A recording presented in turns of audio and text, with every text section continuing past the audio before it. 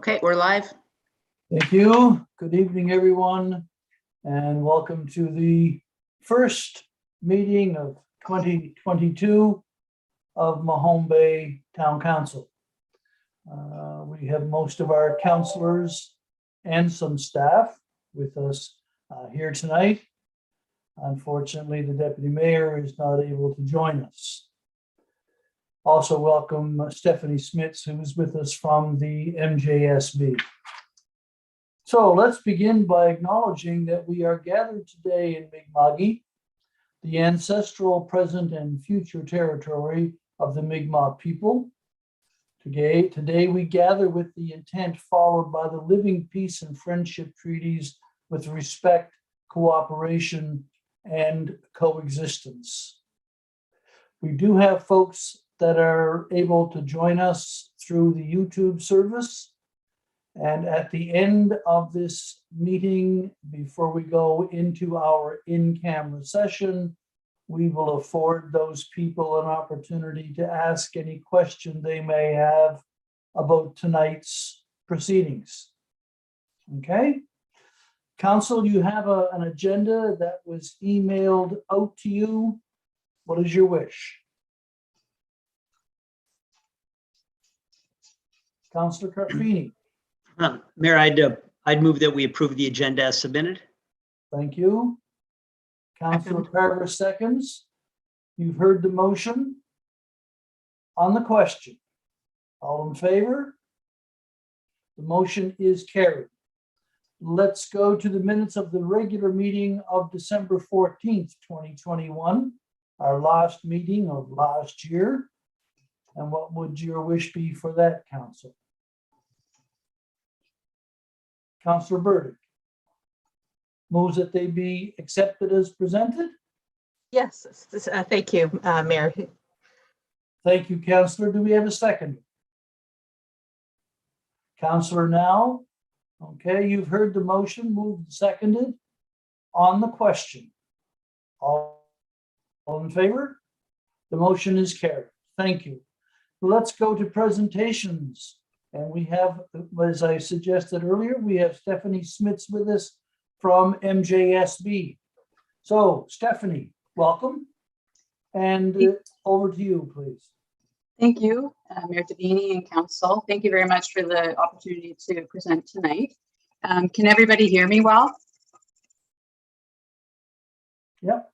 Okay, perfect. All right. So I'll quickly just go through a bit of background. So back in September, the board originally brought forth a motion to have compostable bags and plastic-lined coffee cups, fast food packaging, and waxy drink cups excluded from the organics waste stream.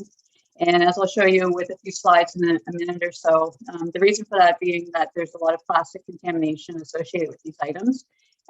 These items have been accepted for years within the organic stream, but it's been found that they do cause a lot of plastic contamination. And as you can appreciate, once they're already in the organic stream, it's very hard to get them out. So for that reason, we feel that the recycling center feels it's to the benefit of the compost quality to have these items removed and direct those to the garbage stream or the landfill stream instead. So the items outlined in the memo to the council. So we did draft some waste bylaw amendments, which talk about the exclusion of the plastic-like compostable bags, biodegradable and oxy-biodegradable bags, all of which have plastic in them and cause a lot of contamination. And after the presentation, I'll just go through some of the outreach and education that we had in mind to present to the residents of the town of Mahone Bay. And this also would be affected within the municipality of Lunenburg and the town of Bridgewater. So we did bring this forth in the town of Bridgewater Council yesterday, and I will be presenting to the municipality of Lunenburg in the coming weeks as well. So I'll just skip ahead and do a quick presentation.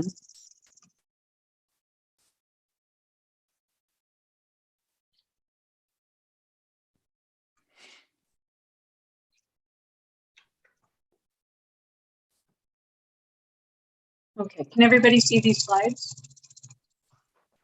Yep. Great. Okay, So to begin, just to give you an idea of the processing and how that impacts our final product. So the bags that we're talking about banning are the compostable bags. They're biodegradable, oxo biodegradable, which are a mixture of organic and non-organic materials. And all of these cause issues because they can either become large pieces of plastic contamination or they can become micro-contamination. So they break up, but they never entirely disappear. So that's a problem because then you're just spreading more plastic within the organics. So when the organics from your green card arrive at the facility, they're shred. So that means that there's a loader with an attachment on the front, and basically it just scoops it up and grinds it. And part of the issue with these bags and also other items that are plastic liners, that type of thing, is that they get stuck in the grinding equipment. So it does take a lot of time to remove these items. And also over time, it can break down the equipment because it does get tangled pretty badly in there. So essentially, you're just grinding up the plastic and just sending it into the organic stream at this point. So that's really problematic. And we've tried to deal with this, but we do see that this is a better solution. So here you can see this is a windrow or a compost pile that's curing outside. And this can take place for about 1 to 2 years. And you can see just from looking at this slide that, you know, they really don't break down despite the claims that they are compostable. Here you can see paper cups. This is a great example. So although the paper on the outside does break down, you can see the polyethylene plastic liner on the inside doesn't. So this is something that would have to be removed later. So we just want to see if this can be removed, and that will hopefully help to remove a lot of the plastic as well. So this is the screener that's used on site. So a loader would take large scoops of the compost from that windrow that you just saw, and it would just be churned around in a big drum. And basically it just separates any contaminants from the finished organics. And you can see on the end of the chute, there is the finished compost or the screen compost. And then as you can see in this slide, this is what is pulled out. So it's a lot. And so this can range anywhere from 30 to 50%. Sometimes even more. So it just depends just how badly contaminated the loads are that are coming in. So again, avoiding this, we wouldn't have to deal with this.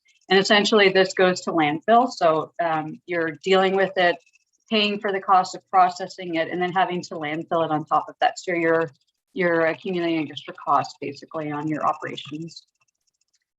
So the bag fragments, like I mentioned, even after screening, a lot of times if it's really bad and if there's a lot of plastic, it's still visible. So in an effort to try and improve the overall quality, what we're proposing is just, you know, avoid it in the first place, because this is what we're faced with. And we know that it does have great potential to improve. So we do want to make every effort that we can just to try and tidy things up. So I'll just go into the outreach plan that we had in mind. Again, this is open to modifications, but what we're suggesting is going with about a 6-month period to ease into, you know, stopping residents and businesses from using these items, like the compostable bags, and also notifying any food vendors or anybody that's providing the fast food packaging that has the poly liner in it. So this would be an outreach that we would do in person, contacting management, letting them know of the upcoming changes well in advance. And then also just working on, you know, identifying possible substitutions they could use. If they wanted to go with something that was compatible with the organic stream, we would definitely encourage that. But if they chose to stick with those items, then just letting them know, okay, this is the appropriate waste stream that these items should be going into. And that also involves some staff training as well. So that's where we can pitch in. And we do have a lot of support from Region 6 Solid Waste Management as well. So that's great. We have another educator that can work on this in our favor. We've already discussed this and they're fully supportive of that.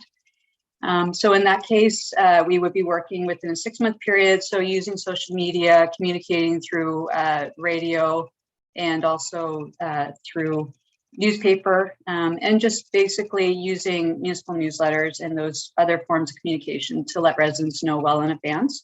Doing a countdown has proven to be really helpful in cases where we made changes, like with the Clear Bags for Garbage program.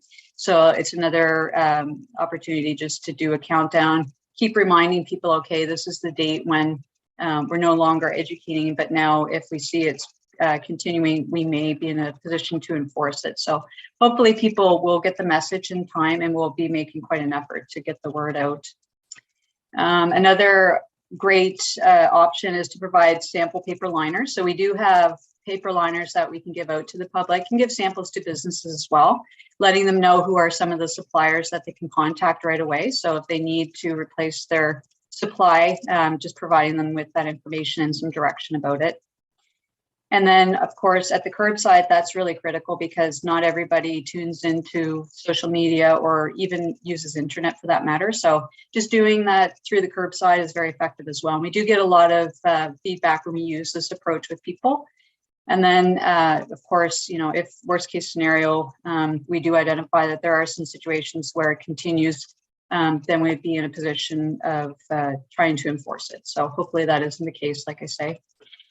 So one point of consideration too is that we would have to have our COO notify the town of Lunenburg and the municipality of Chester of the upcoming changes, because they do also send some of their volume and tonnage of the organics from their green cards to our facility. So we would have to give them lots of notice. And if they chose to make bylaw amendments and if they wish to educate the residents about this, again, just giving them information that we have to provide free of charge, of course. And, you know, if they wanted to share information that we had, by all means, you know, just to make sure that their residents and businesses were aware of it as well. So this is something that if they were to change their bylaws and use amendments, and of course there is enforcement funding that's available provincially, excuse me, through Divert Nova Scotia. So they can actually have legal review and then also some extra funds for the enforcement education piece as well. So I guess that's pretty much it. I'll just leave it open to questions if anybody has questions about our approach and what we've proposed here. How do we deal with fast food restaurants? You know, I see them, I go into them once in a while, and their garbage bins, they usually get them in some kind of an arrangement to sort recyclables from organics, but the public gets confused as to what they put where. Who sorts that? Is that what we're doing at? Yeah, so it depends. I mean, some restaurants have opted to have staff sort. So McDonald's, for example, they do have bins, and basically they're just catching the waste. So at some point, then there would be staff that, you know, that's their job, is just to deal with those public bins. But I think, you know, probably one of the more effective ways of doing it is to have really good signage. So just looking at what they have right now for products, taking some pictures that are more so tailored to what they have on hand for waste, and just making sure that it's on the right bins. So that way the majority of it is sorted better. People will try to make an effort where they can. We do see that. So. Okay, thank you. Councillor Burdick. Thank you. Thank you for your presentation. Did you say that 30 to 50% contamination is screened out? That's such a huge percentage. I think that number would be a really useful one to share in the information with the public, because I think people would really respond to that and react accordingly. And I really liked the part of the proposed outreach that involves the giving of a liner to people, because I think part of the issue is people just not knowing how to, you know, arrange their stuff, how to do it, and then where to find those things. I'm curious to see how grocery stores in the districts respond to this, but that's an inevitable change that has to be made anyway. Yeah. Right. Yeah, I agree. So there are some stores that are very, very responsive. Sobeys, for example, when we introduced the even the idea, this is something that we introduced years ago and just kind of tried to educate as best we could about the contamination. Sobeys just immediately switched over and started providing paper liners, and they discontinued the compostable bag. So we do see that there is, you know, the opportunity to see a changeover very quickly. And a lot of it would be focused at working with management, just so they know the types of products that we can accept and can process safely without a lot of contamination. Councillor Carver. Thank you. Those photographs of the plastic, jamming up the shredder and the amount of it in the compost windrows are astonishing. And I think this sort of building on the education idea as a member of the public, I think that those images could be really useful. I mean, for example, could we post them on our website, the town website, for example? Maureen's been doing a really fantastic job all along about educating, the town of Mahone Bay people on Facebook about, using paper. Now, I hope it's made a difference. I am curious about whether there is any noticeable differences amongst the municipal units. I mean, do you see Mahone Bay being really stellar in terms of its use of paper? We do actually see that people are pretty proactive in Mahone Bay. My coworker, Justin, he's the outreach and compliance officer. He does a lot of the curbside inspections just to kind of see how folks are doing and educate them. And people tend to be pretty good in the town. So, and I agreed, Maureen has done a wonderful job. We see a lot of her social media and just sharing information through the mayor's newsletter just about the contamination that's caused. So that's what we really want to promote, and just have a joint effort, but just being very proactive about showing people the why as to what we're doing. Yeah, those photos are very compelling. If I may, just a couple more things, Mayor. Yes, please. So one is, when I was in the hospital yesterday, I noticed that you were using the disposable plastic bags in their compost bins. So they're another target. So I have a question about the new doggy bag dispensers that the town has installed recently. And are those suitable or acceptable bags, or are we going to be contributing to the problem? Well, that's a tricky one, because I think sometimes paper just doesn't hold up. So I think in some circumstances it may be better to use plastic, because you have to carry it. You don't want to be able to do that without getting dirty. So I guess in that case that would be landfill. So unless you could find another alternative where there was an open receptacle, but again, getting it there, if it's not too far away, you could use paper. But we don't want to see the dog feces going in the organics. So that's kind of something that we have shifted away from years ago, was allowing any kind of pet waste in the organic stream. So I think it's best just to leave that in the landfill stream. Right. Just leave that with those bags. Well, partly I'm asking because I have seen many people putting their dog bags into compost containers. As they walk along the street, they drop them into somebody else's compost.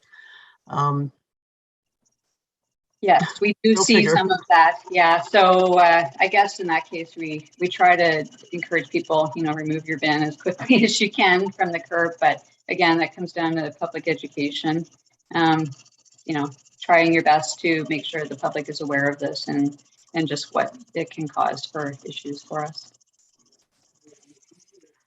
Okay. Thank you, Stephanie.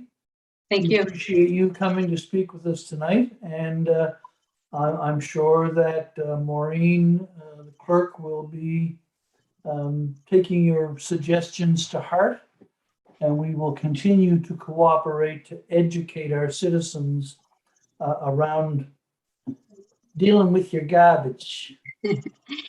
And I just wanted to mention too, there are some proposed amendments there. So I don't know what council's process would be in terms of review of that. If they are wanting to do a reading in terms of the amendments, I'm not quite sure. I guess you can speak to that better. Okay.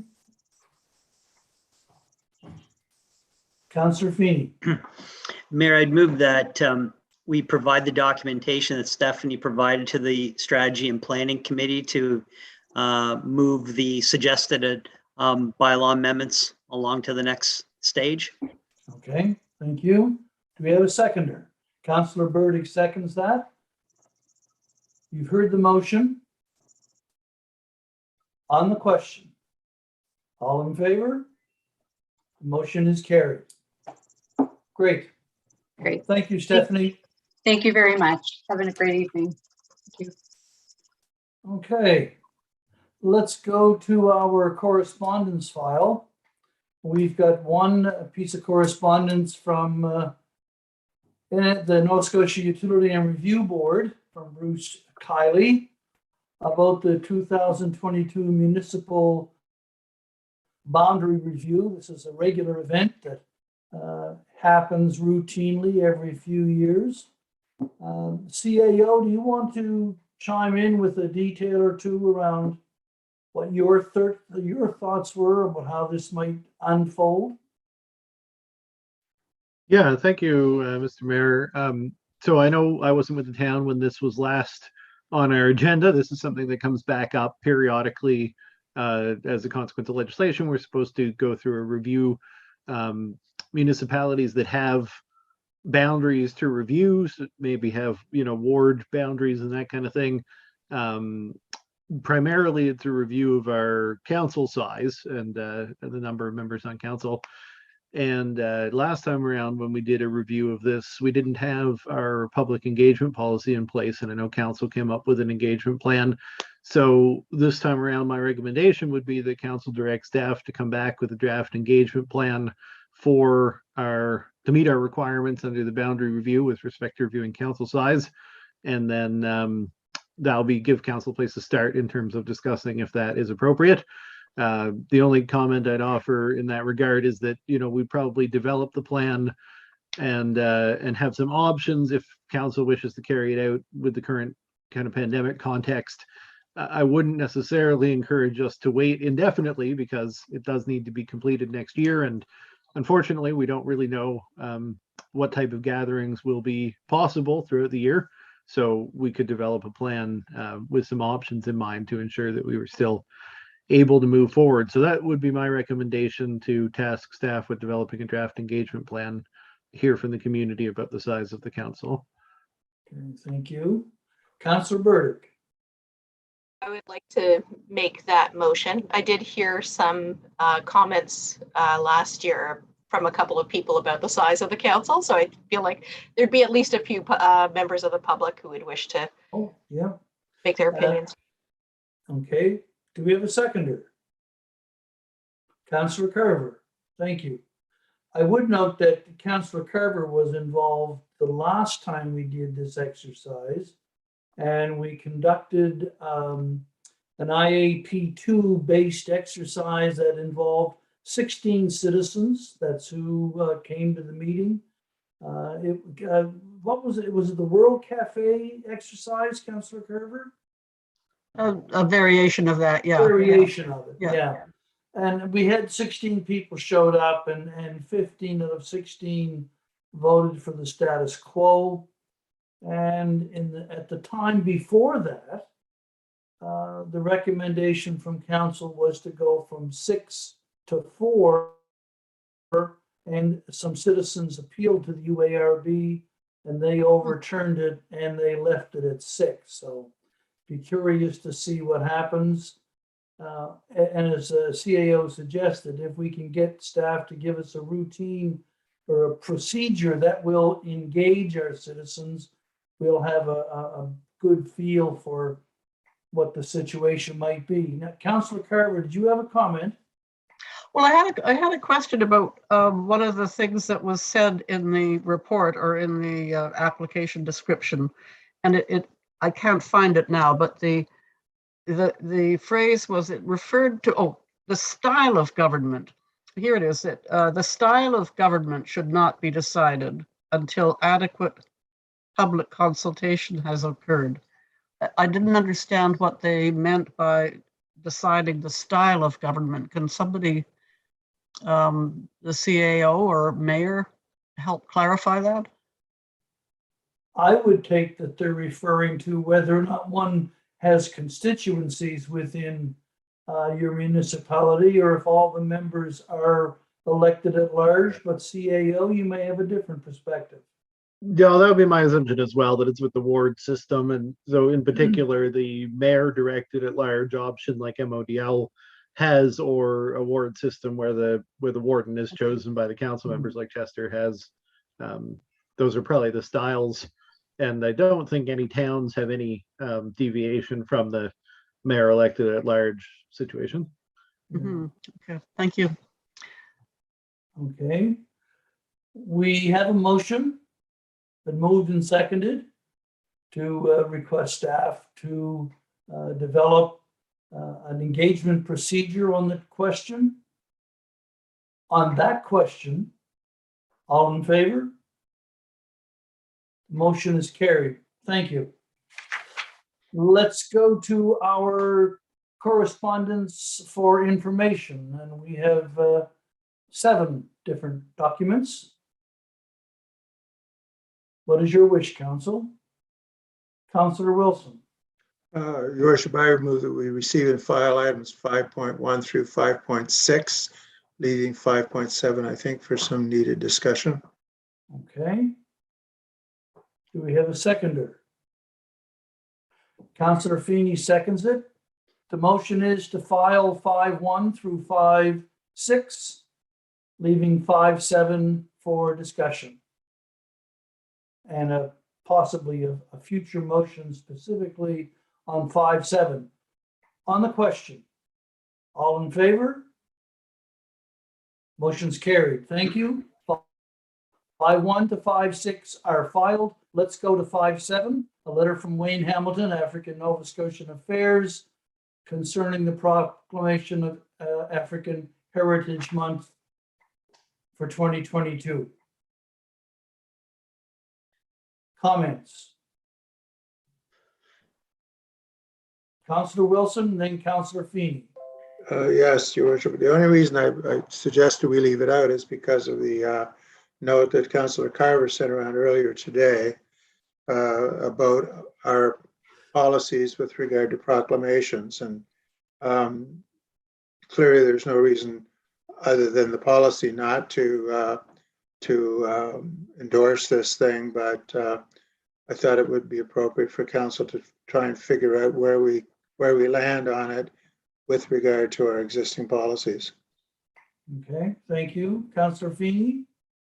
I couldn't have said it better myself, Mayor. I was of the exact same mind as Councillor Wilson, and I thought Councillor Carver's suggestion today, which isn't public, but I'll let Councillor Carver speak to that point she made by email this morning, which I thought was an excellent idea and something I think we should do. Thank you. Councillor Carver. Thank you. I do feel pretty strongly about complying with our existing policy of not declaring proclamations. And I do feel that this is an important issue that I think that we would like to support, of course, and that the availability of the community flagpole as a focus could be really well developed for this for the month, African Heritage Month, with some public engagement or public involvement as well. So I hope that we can, as a town, support that effort, an effort in that regard with the community flagpole. Okay. Councillor Burdick, please. Thank you, Mr. Mayor. I think everybody here knows that generally I've often supported the various, not all, but a lot of the proclamation requests that have come here. I was a little bit surprised to see the date on the letters, and I did wonder when things were received, because there was obviously no time to even address it if the will of council would be to do this. I totally agree that this is a policy that needs to be revisited. I looked at the date on it. It's quite an old policy. Not that means that the age of something negates it, but I do feel like it has come up so many times, as Councillor Carver has mentioned, that we really need to talk about it and see, you know, is it any skin off of our teeth, essentially, to make proclamations which are generally in concordance with our stated aims and goals as a council. So I would be, you know, in favor of doing this. I do agree with the raising of a flag, but I would also be curious to see if a proclamation event could be possible. I don't know if it could at this late date. Yeah, but that's my that's where I'm at. Thank you. Councillor Now and then Councillor Feeney. Yeah, I agree that, as long as that proclamation policy is in place, then we almost have to abide by it. But I certainly go along with Councillor Carver's suggestion that we use the flagpole to show support for this month that is coming up. And we are running short on time, but maybe it is time for a review of that policy. Okay. Councillor Feeney. So I had a chance today and I reviewed kind of the proclamation policy from the town of Antigonish, town of Bridgewater, town of Lunenburg.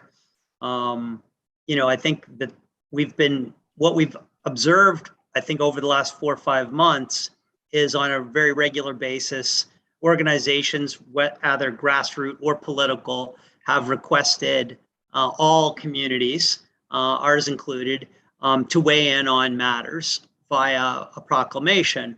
And I think in most of those instances, there's been, you know, widespread support for the themes behind the proclamations. And, you know, it's been a difficult challenge to figure out how do you, you know, communicate, you know, individual personal support for the proclamation in the absence of being able to do that publicly through because of the proclamation policy. Fair enough. But I mean, the proclamation policy is in place to allow us to avoid a situation where we don't agree with the proclamation, where there's a request for a proclamation that's particularly offensive, certainly not in these last 3 or 4 cases, but one that could come up in the future. All that being said, you know, maybe the time has come to review the policy, to Councillor Burdick's point.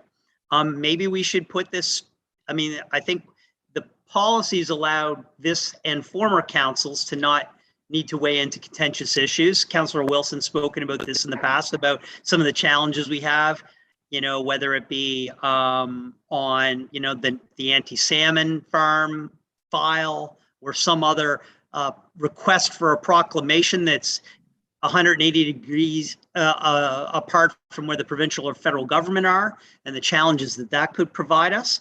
But, you know, we're all big boys and girls, as they say, and maybe the time has come to do away with the policy and we can just vote it out every single meeting. I do think Councillor Carver's point earlier today that, you know, we should review this at that policy and strategy meeting makes good sense, and we can hash it out. We can hash it out there. And I you know, I think we're all, you know, we're pretty much indifferent whether we keep it or not. We should just come to that consensus as a council. Okay. Councillor Carver, do I hear a motion coming here? Yeah, yes, I would like to move that we refer the proclamation policy to the Policy and Strategy Committee for review. Thank you. Do we have a seconder? Councillor Feeney? You heard the motion. Refer the proclamation policy to the Policy and Strategy Committee for review. All in favor? The motion is carried. If I may, clerk, what's the policy on flag flying? Policy in which someone would have to request that a flag be flown and that a flag be supplied. However, we have in the past, council has directed staff to raise a flag by motion. In fact, similar occasion happened this fall, and we currently have an African Nova Scotian flag. So if that is the wish of council, I would prefer to have a motion from someone to direct Okay. staff to do that. So we could by motion and not being in contravention of the policy, council could consider a motion to fly the African Nova Scotian flag on the community flagpole for the month of February. Councilor Burdick, if I could, CAO's got his hand up over here. And then we'll talk to you, and then we'll talk to Councilor Wilson. I just wanted to reiterate, like Maureen said, it wouldn't be in contravention of practice over the past year. It would actually be in contravention of the policy, and this might be an opportunity to, if Policy and Strategy Committee were reviewing the proclamation policy, also consider reviewing the flag policy. I certainly feel that the reason that it was written to require a requesting party was to prevent council from missing things, essentially, because, you know, if you can suggest it, then why didn't you suggest whatever anybody's writing you about, you know? Okay. So there is that risk, but we've now done it twice by motion. If we're going to keep doing it by motion, it would make sense to revise the policy to include that as one of the grounds to fly a flag. Okay. So might want to refer that to Policy and Strategy Committee as well, irrespective of the decision on African Heritage Month. Okay, well, let's begin by referring the flag policy to the Policy and Strategy Committee for review. Somebody wish to make the motion? Councilor Wilson? Seconder? Councilor Now? You've heard the motion. All in favor? That motion is carried. And now we would entertain a motion to fly the African Nova Scotian flag on our community flagpole for the month of February. Councilor Burdick moves. Do we have a seconder? Councilor Carver moved and seconded to fly the flag for the duration of African Heritage Months. All in favor? Motion's carried. Thank you. And Mr. Mayor, just a quick comment. I wanted to note that this is very appropriate for a year where we have COVID, because normally the African Nova Scotian Affairs Office is writing us to encourage us to apply for funding to host local events in recognition of African Heritage Month. And that's what the December deadline that was referenced in this was about, was funding for those events. But, you know, obviously in COVID, a flag that everyone can take in but doesn't require anyone to get together for an event may be the most appropriate thing. And then if things are different in the future, and we do have a proclamation policy that allows for proclamations, we could always apply for funding to have a local proclamation event, you know, when COVID is not as much of a prohibition. Okay. Thank you, CL. All right, let's go to staff reports. First one, this is the first report of the month. This is the lighter report. Staff report to council. Mr. CAO, please. Yeah, as out of date as it gets in August and December, because we don't have a meeting with a report in those months. But I'll take any questions on the whole thing, although the only part that is current, as the mayor said, is the assignments to staff, the first section. And then Anyone have any questions? We'll have a significant update on this for the next meeting, because it'll be 2 months of updates. Councilor Burdick.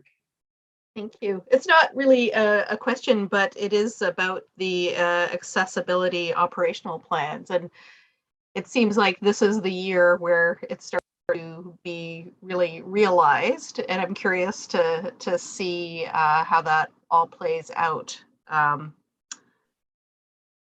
in this coming year, with COVID also being a consideration too. Yeah, well, I know you said it wasn't a question, but if I could just quickly comment, staff have been having a number of meetings with our new accessibility coordinator. So it's been great to have that position. Certainly she's helping to bring a accessibility focus to, you know, the way that we operate. And specifically the intention is to have a couple of sessions with her to identify, you know, just at the early stage of the operational plan, which assets we have where there may be gaps. So, you know, we have a great deal of information about our various physical assets. We can look at those and say there may be gaps in certain areas, and then identify for budget time that there may be a need to carry out audits of some of those assets. And, specifically, we know the pool, for example, is a big one to be looking at for an accessibility audit. We need to make some reinvestment in the facility if we're going to, and it gives us an opportunity to address accessibility considerations at the same time. So noting now, likely that process with our accessibility coordinator over the next month or so at the staff level will result in a report with some recommendations at budget time to be able to collect the necessary gap information and what do we need to do so that we can get started on some of those improvements. Okay. Other questions or comments?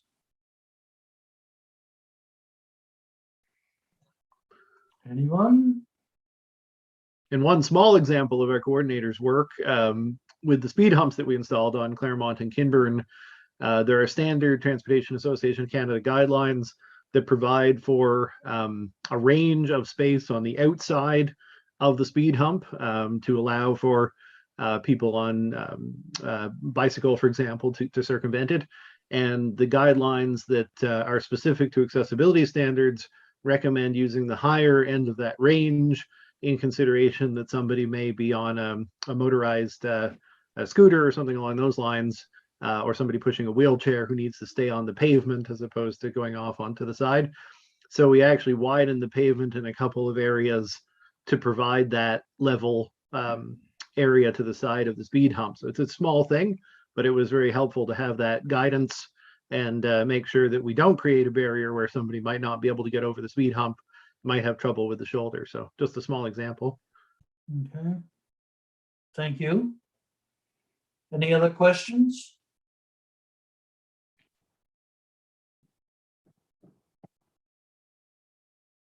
Hearing none.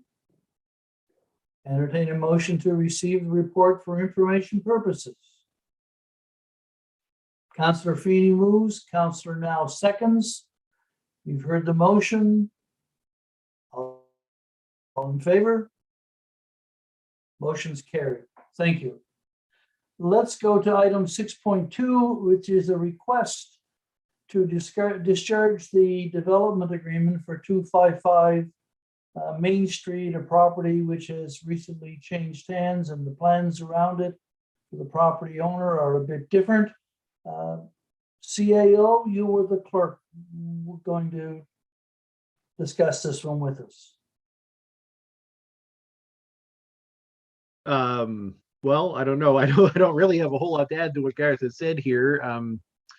I don't think we've had a requested discharge DA in the last few years, but they certainly can stick around. And because of the nature of a DA, it really was applied for a specific purpose from a specific owner. And it may be an asset at a time of sale to sell a property with a DA, because that may be exactly what the new owner wants to do. But quite often it's not, and it becomes an impediment. So this was a request to remove a DA that was no longer relevant. And I think Garth laid out the process. The main question he had for council was whether there would be a charge on this. And because it's not something that we've had in very many occasions, Maureen, you wouldn't have any history on whether we've levied a charge for the discharge of a development agreement before, I don't think. No. So I can't recall one happening in my time on council. Councillor Burdick, do you have a question? Yes, thank you. So the question was, there is no established cost for the deregistration to happen at this point? Because that would be a determining factor. There will be a cost to the town, I think is understood in terms of the legal work that is required, although it's not much. But there's no estimate of that provided here. I think we can safely say it's a relatively small cost to the town. But more significantly, we don't want to discourage people from taking the step of discharging a DA, because generally they're not something that we have an interest in seeing stick around. So we might want to consider if trying to claw back costs is creating a disincentive for people to take this kind of action. Okay, Councillor Carter.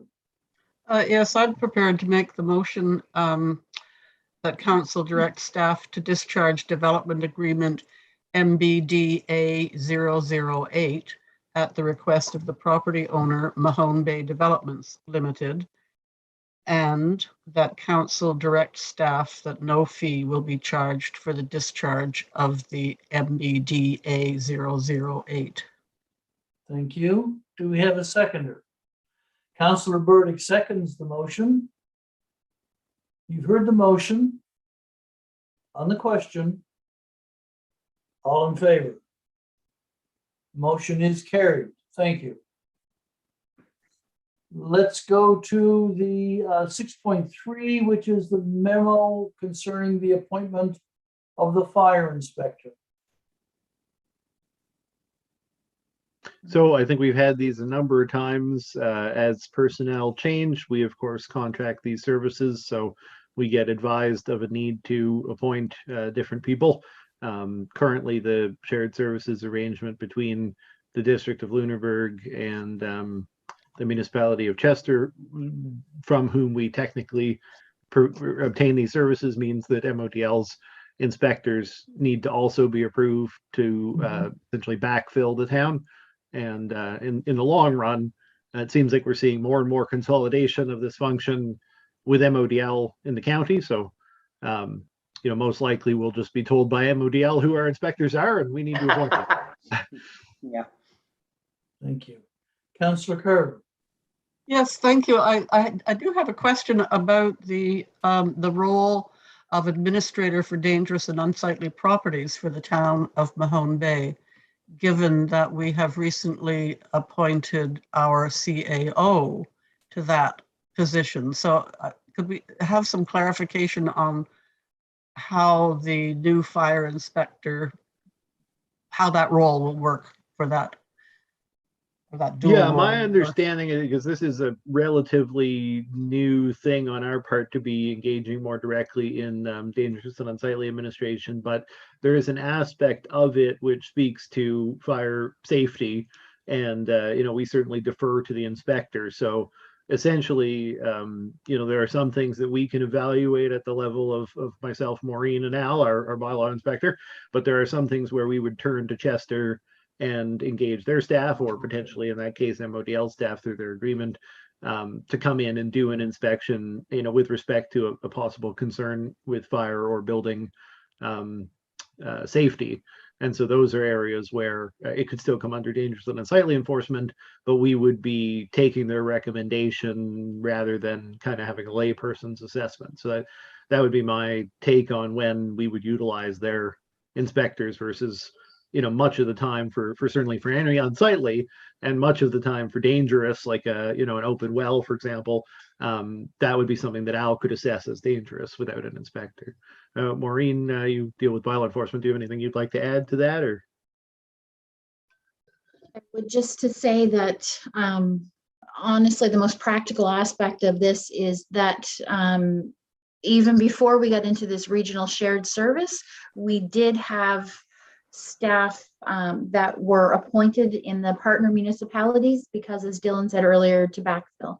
Someone breaks their leg, someone goes on vacation, we can't be without someone to fill that role. So the main thing we're doing here is ensuring that everybody that has that capability to perform that role, if we need to call them in, that they are appointed. Because if we need someone, we don't have time to go through the appointment process and the special constable process and everything. So as Dylan said, we do have occasion where we are working with a dangerous or unsightly property where we call in special expertise, and that is part of completing the file to move forward with it. So we need to have that in place in case we need someone to help with that. That to me is the primary importance of this. Okay. CAO, and then Councillor Carver. And I don't mind waiting until after Richard or Penny was responding to Maureen. This is just another comment on the same subject. Should I go ahead with it, or? Okay. Councillor Carver. Yeah, yes, I totally appreciate that, the importance of the overlap and the redundancy. What I'm having trouble with is the exact same title. I think it's the exact same title, Administrator for Dangerous and Unsightly Properties for the town of Mahone Bay. So I'm just a little bit stuck on that, but it's not a hill to die on. Okay. Clerk, did you want to comment on Councillor Carver? Yeah, it's just bureaucracy. You know, that's the role that you can perform. It's a term, we use the term, that's all. There you go. Councillor Now. Yeah, I just had a question on regarding the fire inspector part of it, because I believe, or we did have the fire inspector from Chester covering us. So does this mean we're going to have the two of them and we will choose which one comes in, or how is that going to work? Well, if I could answer, Mr. Mayor, we Yes, will please. have as many as Chester and District Lunenburg can recruit. Hopefully quite a few, but we probably won't choose who comes in. I think most likely Chester will either activate their, ask of Lunenburg or not, or vice versa, and they may develop a schedule where, depending on the day and who's around, we know who the person will be. But ultimately, that is a bit of a segue into what I had raised my hand about earlier, which was just to note that capacity in this area is something that is difficult to maintain, building and fire inspection. Certainly, MODL is pushing hard on recruitment in that area, and it's to our benefit, particularly because council has noted, and it was in the report to council, the desirability of looking into minimum standards enforcement for housing. So I think that's going to be a growing issue as folks are looking at affordable housing more closely. And it will require, much more so than dangerous and unsightly premises enforcement, the ability to call on fire inspectors and building inspectors to perform additional inspection duties of places that are not undergoing renovation. Or they may be once the inspector's been there, but they're being called in due to a minimum standards violation. So I think that we'll really rely, if we go in that direction, on the capacity in this area. And honestly, I think across the province, we don't have nearly enough inspectors in this area. Councillor Now. Yeah, in hearing that response, I would make the motion that we appoint Bruce Parks as our fire inspector and unsightly and premises director, whatever their title might be. All right. And seconded, Councillor Burdick? Yes. Moved and seconded, Bruce Parks to be appointed fire inspector administrator for dangerous and unsightly properties for the town of Mahone Bay, effective January 11th, until such time as that appointment is revoked. Councillor Carver on the question. You good? Okay. You've heard the question then. All in favor? The motion is carried. Thank you. And welcome, Mr. Parks. Okay, let's go to the last staff report, and that's the one on street cameras. Okay, CAO, do you want to? Yes, thank you, Mr. Mayor. So as the council knows, the community knows, we've had some turnover in staff within Public Works this year. We have a new manager of Public Works and Transportation, Jonathan Ullman, has been looking at opportunities to improve the efficiency of our Public Works department, which is great. That's what a new incoming manager should be doing. And one of those would be in terms of monitoring road conditions, in particular, because we don't have road maintenance staff who actually live immediately in town. So short of everyone asking Kelly to go out on her porch and take a look, we needed better ways to monitor road conditions. So we took a page from the Provincial Department of Public Works, formerly TIR, who use cameras for this purpose. And we've put up a camera, as the picture in the staff report indicates, in the town hall, just to capture live footage of road conditions. It's not a recording camera. And the camera's already there and it's already being used by Public Works because winter's here and we needed it. But the question here for council is, if we already have a camera, would it be relevant to provide that live for the members of the public or visitors, anybody who might be interested, via the town's website? And also, it would provide a little bit of enhanced functionality for staff, because rather than having to go through a secure access, it would just be on the town website for anyone to access easily. So there is a small cost associated, because our IT department who installed the cameras were advised us that we did require a dedicated internet feed for the camera. So it's not necessary to have this in order to have the camera, but in order to make it public, there'd be a cost of approximately $900 per year per location. That's just the basic internet access fee. So we're recommending at this time a maximum of 2 locations, the town hall and potentially the old fire station. Those locations would provide a good comparable section of roadway that we could get a view of. So the recommendation would be the council approve making the feed or feeds available to the public, and then based on whether we have more than one feed, we'd have them both be available. Okay, Councillor Burdick. Thank you, Mr. Mayor. I am fully in agreement with this, although I do know that in some other situations, cameras in towns and cities have come up for discussion, and depending on what is shown. So I'm not sure if that is a consideration or not in this, in terms of where these things are located and what they are showing. Has that come up? It certainly, if I can address the question, Mr. Mayor, it certainly is a consideration.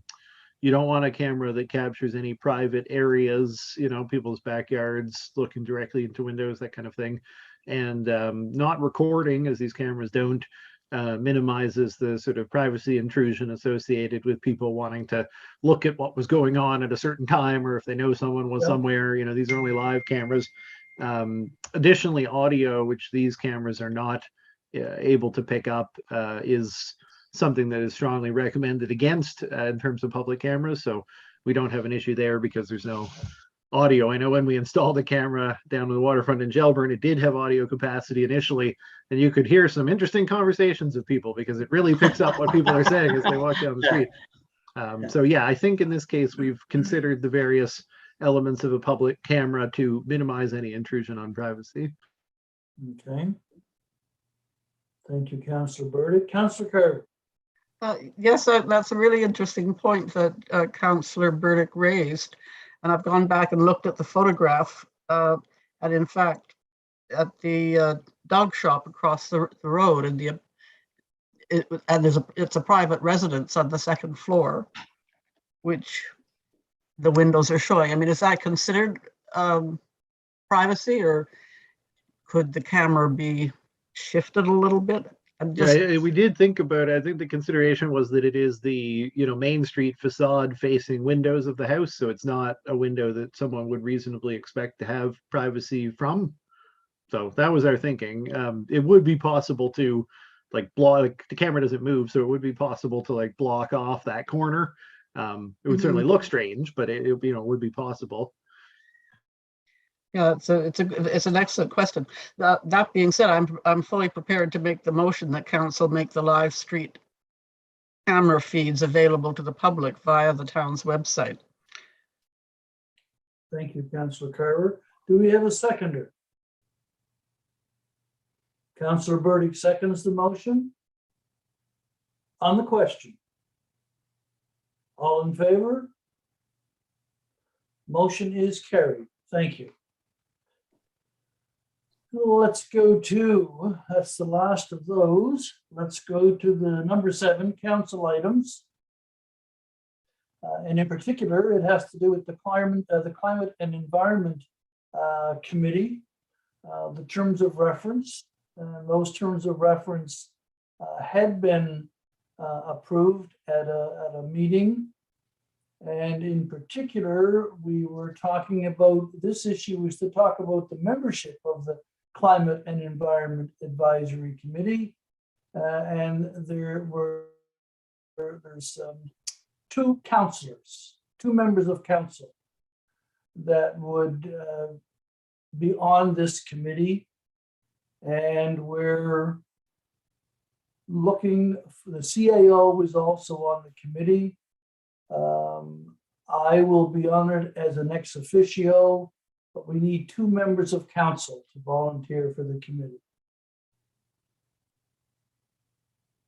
CAO, you don't have to volunteer. You're already on. Yes, I'll be there either way, but just in case it affects people's willingness, I thought we also might talk a little bit about the quarterly meeting. It does say the committee will meet quarterly, so it's not quite as much of a meeting burden as some of Task, them. Maureen and I had been speaking about possible times for those meetings. Obviously, it's the council's discretion, but knowing that we are trying to maximize participation of the public and potentially people who work in, climate and environment related areas, we were suggesting that perhaps this meeting would take place during the day, as we do with the source water protection. Asset management. Yeah, there are a number that do at this point. So that's a thought, obviously, for council to decide. But if it was a quarterly meeting and took place during the day, then potentially that would be in March, June, September, and December. I think it would work out too. And Maureen, what was the day of the week you were suggesting that might work? We've looked at our existing meeting schedules, both the extensive town committee schedule as well as the other committees and boards that council members participate in. So our first recommendation would be the first Wednesday of the month. As Dylan said, if we had looked at the quarterly schedule and suggested March, June, September, December, that's works out pretty well for budget and that sort of thing. And the other benefit of sticking to the first week of the month is that we don't lose that December meeting. So our preference would be the first Wednesday of the month. Other than that, it looks like the best option would be the first Monday of the month, and Mondays are problematic because there are a lot of holidays and stuff that fall on Mondays. And I don't know about the rest of you, but when I turn on my computer on Monday morning, that takes a little longer. Mondays can get harder. So when we discussed it on staff, our recommendation would be the first Wednesday of the month. Thank you. Councillor Wilson. Thank you, Your Worship.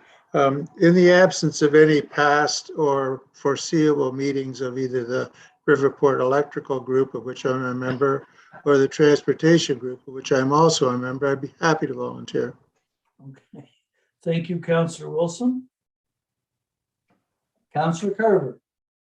I'll volunteer for the committee.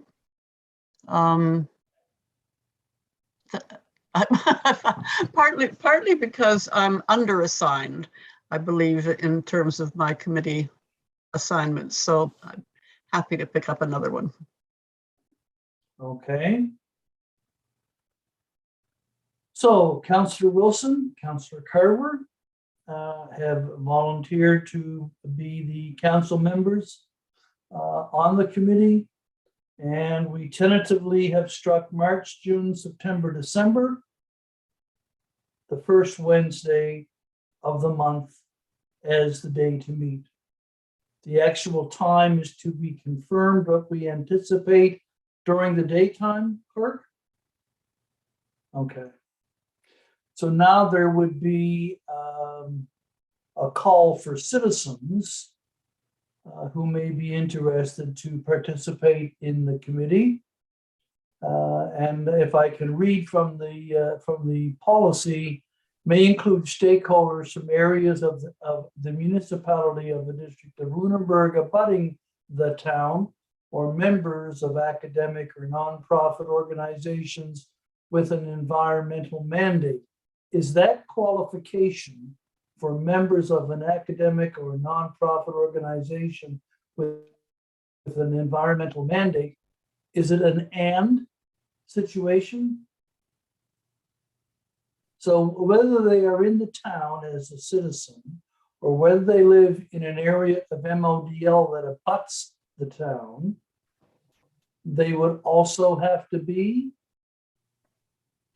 As I understand it, any resident of the town would be an eligible member of the committee, and then residents of MODL living in the areas adjacent to the town would also be eligible, as would someone who is a member of an environmental organization.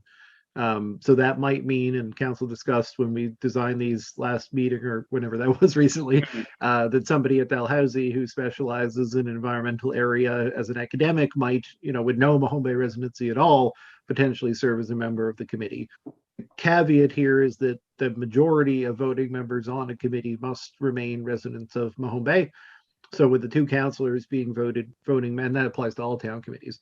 So with the two councillors being residents of Mahone Bay, then if we did have 5 public members appointed, that means that of those, 2 of the public members must at a minimum be residents of Mahone Bay. Mahone Bay.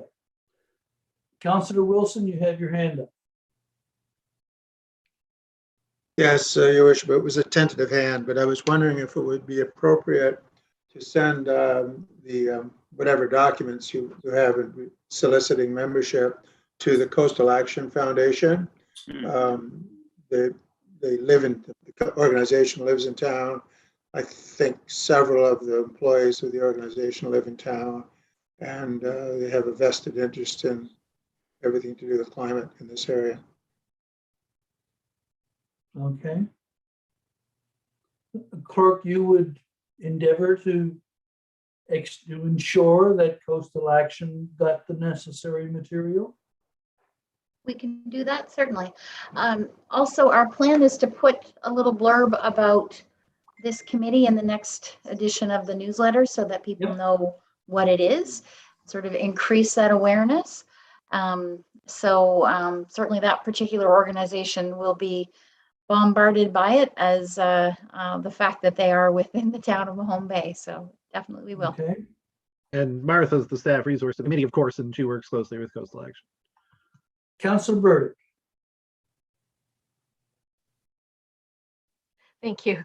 I feel like the CAO's clarification about the majority of members, public members being from Mahone Bay should be in the document. Well, this is always an issue when you think of terms Is of it? reference as a schedule to a policy. So it's in the policy because it applies to all town committees. And then this is only a schedule. It would never normally be presented standalone like this. So when we send it out, for example, to potential members, we give them the committee's policy and the schedule. Oh, thank you. Okay. Councillor Carver had her hand up, clerk, and we'll come back to you. You know? Okay. Clerk? Thank you. I just wanted to clarify something with Councillor Burdick's comment. The policy, the general committee policy states that the majority of voting members must be residents of the town. So with 2 members of council who are residents of the town, then of the, right, so a total 7. So we need at least 2 of the public members to be residents of the town. It's a small point, but. And that's in part because, like we just said, if staff members had to be residents of the town, Kelly would be on all the committees because she's the only one. Yeah. And how is that impacted by attendance? You know, what if we don't have 2 councillors and 2 citizens who reside in town that are on the committee present? What if we don't have the 4? Yeah, it is theoretically possible with a fully appointed committee that has 7 voting members and 3 non-residents to meet quorum with only 4 people present, which could include a majority of 3 non-resident voting members. That is possible. Now, it should be noted that these committees, and it is stressed specifically in the committee's policy, have no authorization to expend funds or represent the town except acting through recommendation to council. So obviously, if a rogue group of non-residents made a recommendation to council, council could then consider it as a group consisting entirely of residents and do with that as you would. So yes, there is a possible scenario there. I don't think it's likely, but you know, that is something that I don't think can be avoided because if you want to have participation at all, and I guess that's the question. Okay. So,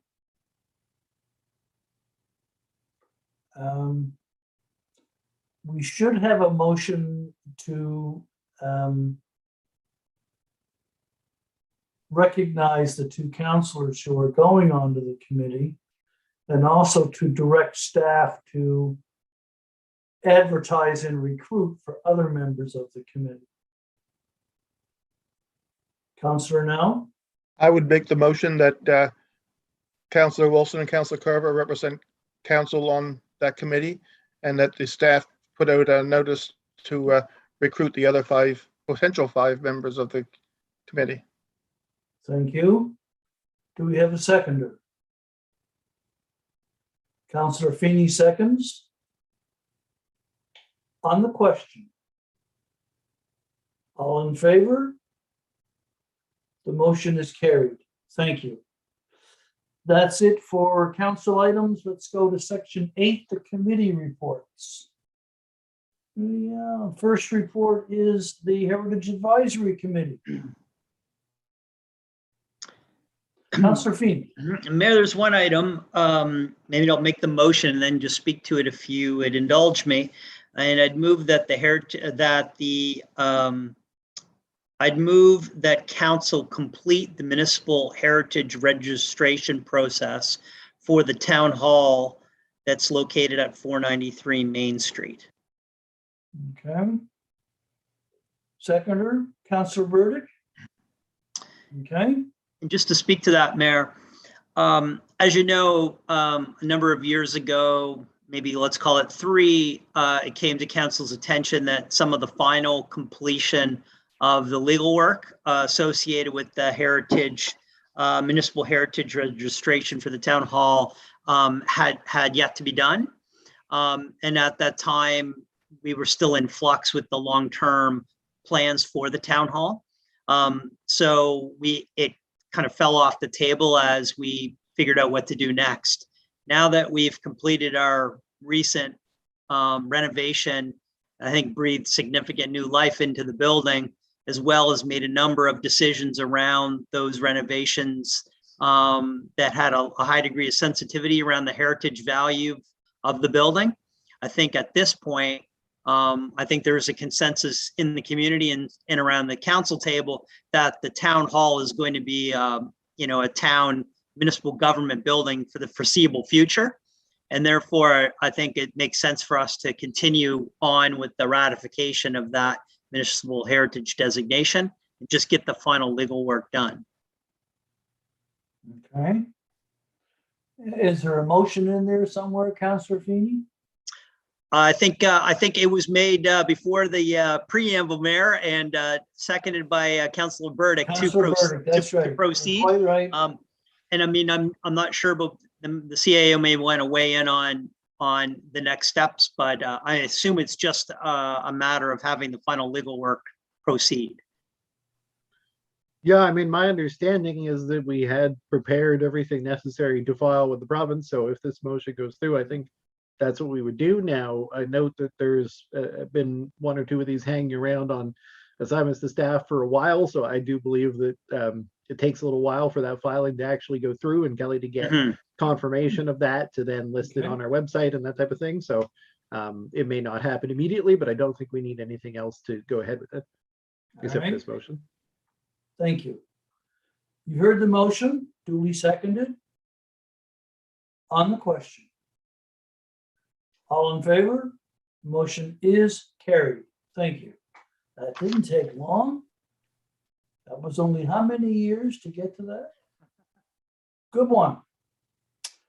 Let's go down to the next one is the, if there are no other questions for the Heritage Advisory Committee, let's go to the Asset Management Committee in the draft minutes of our December 16th meeting. Does anyone have any questions before we go to the memo or the motion? Okay. We do have a motion there, item number 6 on committee membership. Someone care to make that motion? Councillor Burdick. Sorry, thank you. I keep trying to find the unmute button there, but I'd like to make a motion that staff be directed to draft a letter to Tim Mary to thank him for his service on the committee. Thank you. Do we have a seconder? Councillor now seconds. You've heard the motion. On the question. All in favor? The motion is carried. Thank you. Let's go to the MJSB from July. Timely. Meeting minutes. Okay. Does anyone have any questions about the minutes from either of the two MJSB meetings that are represented? Councillor Carver. Thank you. It's a question about the minutes from September. And I noticed that there are details of the request for quotes for the auditor listed in the public minutes. And I'm just wondering, I'm sort of used to requests for proposals being handled in camera. So I was curious about this particular example of the quotes being public. Is that a common practice? I can't comment myself. I've never been through that process with the MJSB before, but perhaps the CAO has an experience he can share with us. So in terms of is the information public, typically there is public disclosure of the amount of bids. So for each of the bidders, what was the amount of their proposal? The province requires that information be provided back to anything that's posted through the provincial procurement site, and that's available to people who had bid or anybody else looking. And it is helpful to us, like when we try to consider when we're going out to tender what something would be, one of the places we look is the results of other tenders carried out by other municipal units. So I think that's quite helpful. They have also included ranking on reference checks and a little bit of other information. I don't think that's, there's no obligation to disclose that. I'm not sure, to what extent that's common to do or not. But yeah, certainly we don't usually include it in our minutes, but it is disclosed through the provincial procurement portal and on request to proponents in a particular competition. Thank you for that. Okay.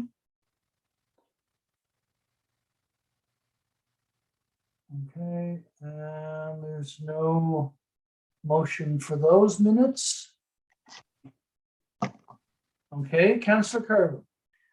Before we conclude the public business, Your Worship, I wondered if going back to correspondence 5.7, whether we need to make a motion to send a reply to Wayne Hamilton.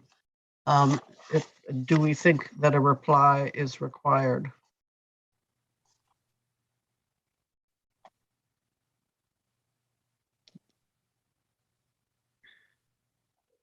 Councillor Burdick. Thank you. I wonder, because we're not applying for funding, if in that situation we would just let that office know that our plan is to raise the flag for the month of February. But I would agree that it would make sense to be in contact with them to apprise them of that. CAO, do you have a perspective? Yeah, I mean, I guess this is one of those things where it depends to what extent we want to formally reply. I mean, I know Wayne, I know Wayne quite well, and I'm sure he would like to know what Mahone Bay is doing. But that's a quick comment that could be made to him. I don't think a motion would be needed, but I appreciate hearing from council that you'd like us to relay that. The other option would be to write back to, the office, copying our MLA and say, this is what we're doing, because it's more aimed at the public to say, this is what we're doing in recognition of African Heritage Month. So, I mean, they're not, neither is inappropriate, but if it's just to let Wayne know, then we can just send Wayne a quick note and let him know that Mahone Bay is raising a flag. I'd be happy with a quick note. All right, I'll make a note on my end here. Thank you. Okay, thank you. Now, how many citizens do we have watching from home?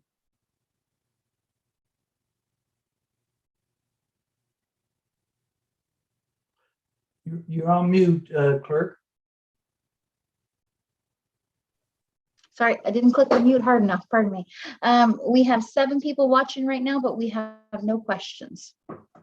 Okay, we have no questions, and we'll thank those 7 people who stayed with us until the end of our regular business session. We have no new business, so we would entertain a motion to go in camera, and we'll reconvene in about 5 minutes time once we have the motion. Councillor Wilson makes the motion. Do we have a seconder? Councillor Now. Moved and seconded to go in camera. All in favor?